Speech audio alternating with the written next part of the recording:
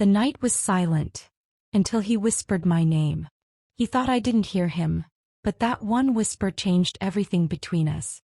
Hey, I'm Jess, and this is Swept in Secrets, where love stories hide in the shadows. I never expected that one quiet night would change the way I saw him forever.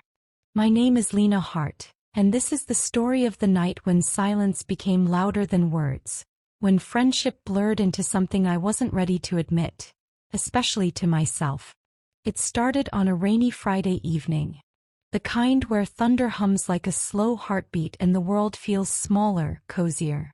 My apartment lights were dim, a candle flickered on the counter, and the faint smell of vanilla and coffee filled the air.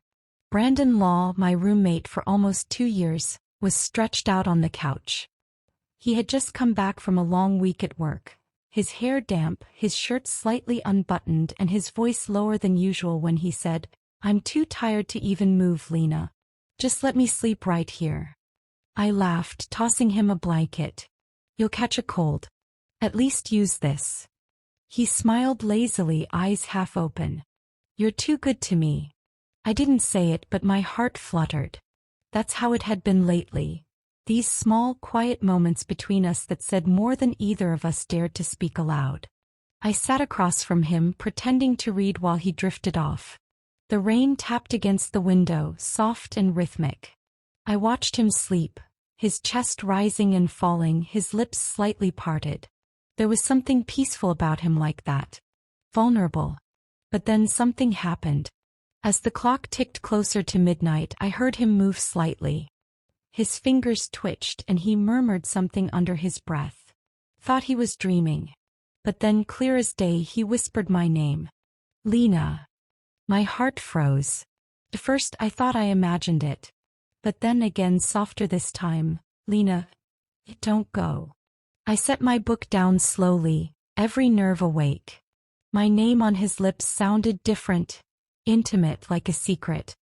He shifted, the blanket slipping off his shoulder, and I saw his hand reach out slightly, like he was searching for something. Or someone. I knew I should have just walked to my room, ignored it, pretended I hadn't heard a thing. But curiosity held me there, motionless. "Brandon," I whispered. He didn't wake up. His breathing stayed steady, but his lips curved into a faint, tender smile. "You smell like vanilla," he murmured. That's when I felt the heat rush to my cheeks. I was wearing my vanilla lotion. How could he? "Brandon, you're dreaming," I said softly, half smiling.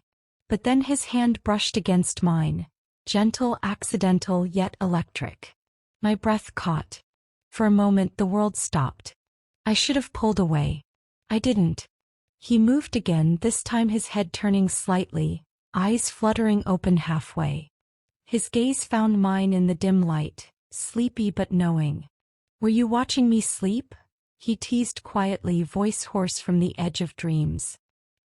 No," I stammered. "You were talking in your sleep. You said my name." He blinked, then smiled faintly. "Maybe I was dreaming about you." It wasn't what he said, it was how he said it. Warm, low, the kind of voice that makes you forget your heartbeat belongs to you. I tried to laugh it off, to turn the moment light. "Oh really? What was I doing in your dream?" He paused, eyes holding mine. "You were walking away." Something in me softened. "Did you want me to stay?" He didn't answer right away. Instead he reached up, brushing a strand of hair from my face. His fingers lingered, gentle but sure. "You already know the answer."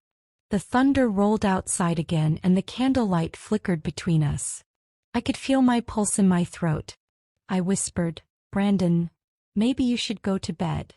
"Maybe," he said, voice dropping low. "Or maybe I don't want to move just yet."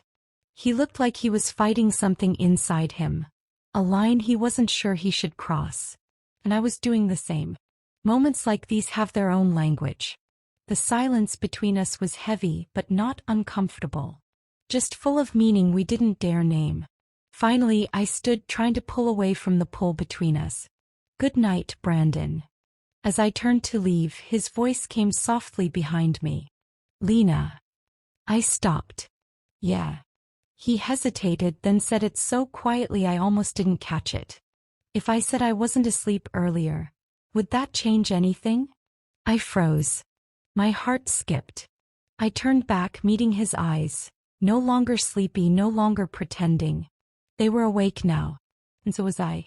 I guess, I whispered, it would change everything. He sat up slowly, his gaze steady but gentle. Then maybe it's time everything changes. That night, nothing happened that the world could see. But everything changed in the space between one breath and the next. We didn't kiss. We didn't even touch again.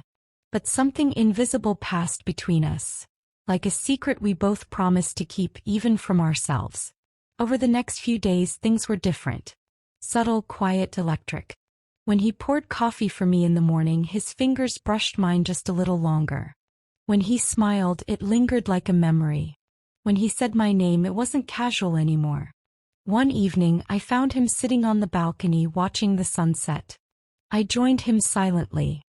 He looked over, that same half-smile playing on his lips. Still think I was asleep that night? I don't know, I said honestly. Maybe you were pretending. Maybe I was too. He laughed softly, shaking his head. I wasn't pretending. I just didn't know how to say it while I was awake. Say what? I asked. That you're the one I think about every time I close my eyes. The world seemed to stop spinning for a moment. I felt my chest tighten with something between fear and longing. I didn't answer him, not right away. I just looked out at the horizon where the sky melted into gold. You don't have to say anything else, I murmured. But he did. He leaned in, his voice low near my ear. Then let me just show it. And though his hand found mine under the fading light, everything about it stayed pure, delicate, and restrained. Just two souls finally finding courage in the quiet. That night as I lay awake, I realized something profound. Love doesn't always announce itself with fireworks or grand gestures. Sometimes it slips into your life when you think someone's asleep, and whispers your name when you least expect it. Because the truth is, he wasn't asleep. And neither was I.